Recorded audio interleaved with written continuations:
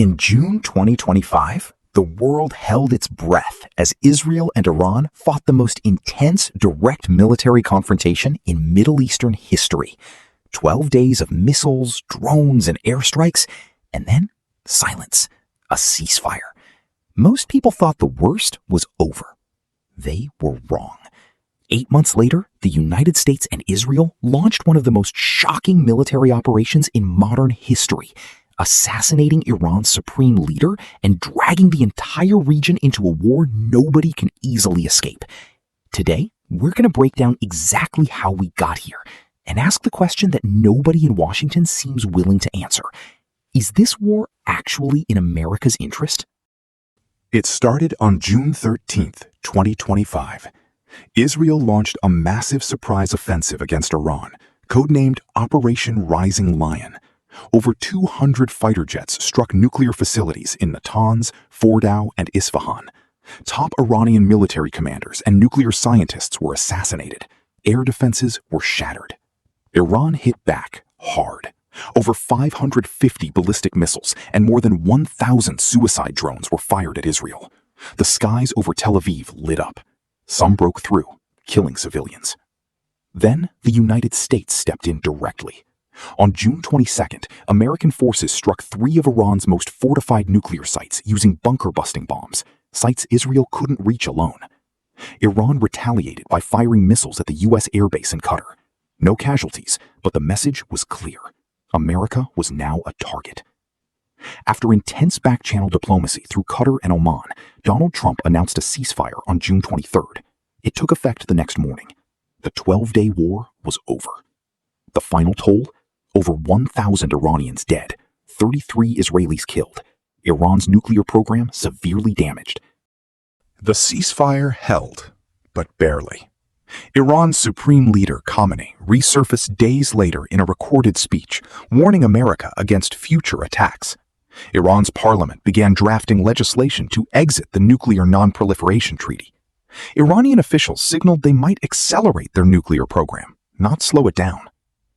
Inside Iran, millions of citizens were protesting their own government, angry over a collapsed economy, broken infrastructure, and decades of misrule. The regime cracked down violently.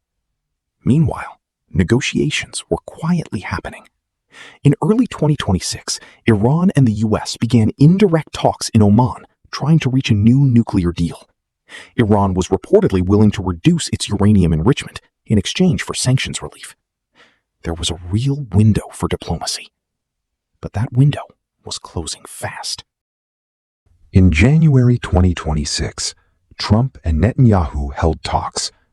The Israeli Security Cabinet secretly authorized a new round of strikes, codenamed Operation Iron Strike. The U.S. military began a massive buildup in the region, at levels not seen since the 2003 Iraq invasion. Diplomacy was still officially on the table, but on the ground, the war machine was already moving. Then, on February 28, 2026, while negotiations were still ongoing in Oman, the U.S. and Israel launched their assault. 3 separate gatherings of senior Iranian officials were hit simultaneously within half a minute of each other. Supreme Leader Ali Khamenei was killed in an Israeli airstrike. His daughter, son-in-law, grandchild, and daughter-in-law also died. Iran's defense minister, the commander of the IRGC, the chief of staff of the armed forces, and multiple top intelligence officials were all killed in the opening strike.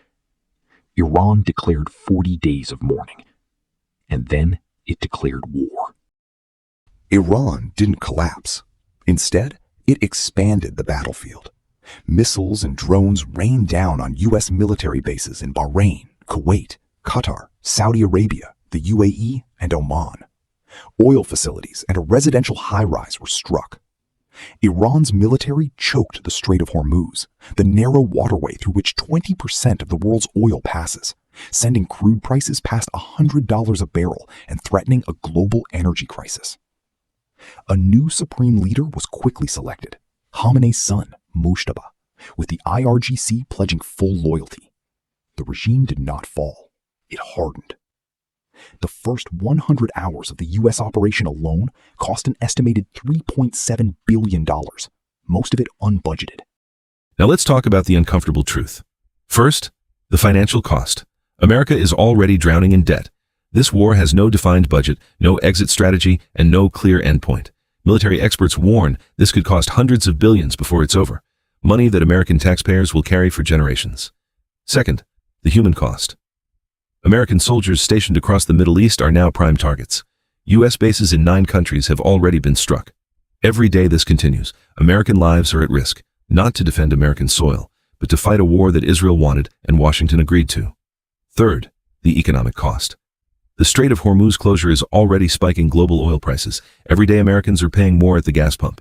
Supply chains are being disrupted. The global economy is wobbling, and it didn't need to be. Fourth, the diplomatic cost. America's closest allies in Europe refused to support this war. NATO partners declined Trump's request for help. The United Nations condemned the strikes. America is increasingly isolated on the world stage, seen not as a peacekeeper, but as an aggressor. Fifth, and most importantly, it's not working. The assumption that killing Iran's leadership would cause the government to collapse was wrong. Iran didn't surrender. It retaliated. It widened the war. And now there is, as analysts describe it, no diplomatic off-ramp in sight. One expert put it plainly: there is no scenario in which one dramatic move forces the Iranian regime to raise a white flag.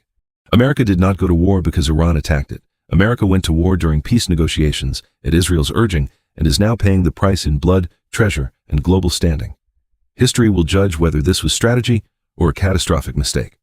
The question every American should be asking right now is simple: who does this war actually serve?